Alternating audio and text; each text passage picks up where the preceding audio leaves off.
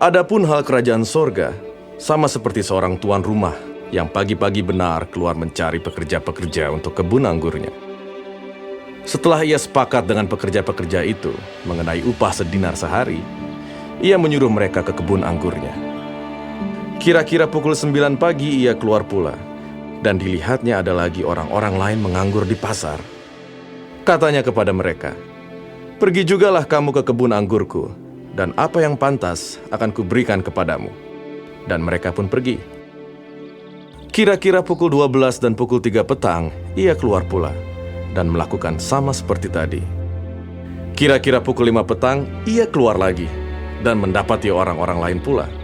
Lalu katanya kepada mereka, "Mengapa kamu menganggur saja di sini sepanjang hari?" Kata mereka kepadanya, "Karena tidak ada orang mengupah kami." Katanya kepada mereka, "Pergi jugalah kamu ke kebun anggurku." Ketika hari malam, tuan itu berkata kepada mandornya, "Panggillah pekerja-pekerja itu dan bayarkan upah mereka, mulai dengan mereka yang masuk terakhir hingga mereka yang masuk terdahulu."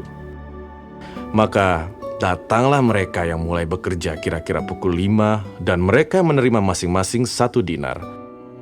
Kemudian datanglah mereka yang masuk terdahulu.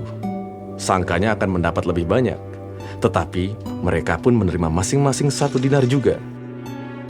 Ketika mereka menerimanya, mereka bersungut-sungut kepada tuan itu.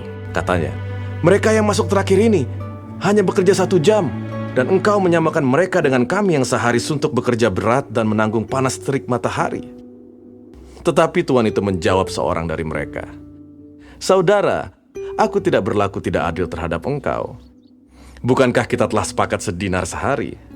Ambillah bagianmu dan pergilah. Aku mau memberikan kepada orang yang masuk terakhir ini, sama seperti kepadamu. Tidakkah aku bebas mempergunakan milikku menurut kehendak hatiku? Atau iri hatikah engkau karena aku murah hati?" Demikianlah orang yang terakhir akan menjadi yang terdahulu, dan yang terdahulu akan menjadi yang terakhir.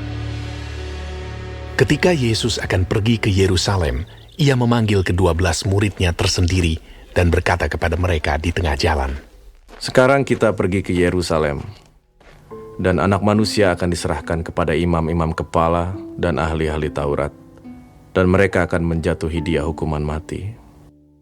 Dan mereka akan menyerahkan dia kepada bangsa-bangsa yang tidak mengenal Allah, supaya ia diolok-olokkan, disesah, dan disalibkan. Dan pada hari ketiga, ia akan dibangkitkan." Maka datanglah ibu anak-anak Zebedeus serta anak-anaknya itu kepada Yesus, lalu sujud di hadapannya untuk meminta sesuatu kepadanya. Kata Yesus, "Apa yang kau kehendaki?"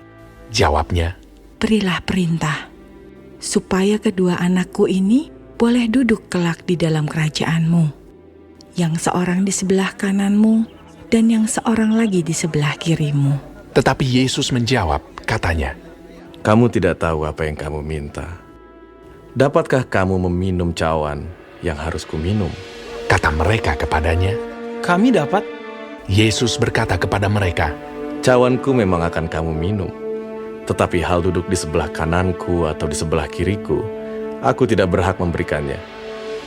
Itu akan diberikan kepada orang-orang bagi siapa Bapakku telah menyediakannya." Mendengar itu, marahlah ke-10 murid yang lain kepada kedua saudara itu. Tetapi Yesus memanggil mereka, lalu berkata, "Kamu tahu bahwa pemerintah-pemerintah bangsa-bangsa memerintah rakyatnya dengan tangan besi, dan pembesar-pembesar menjalankan kuasanya dengan keras atas mereka. Tidaklah demikian di antara kamu.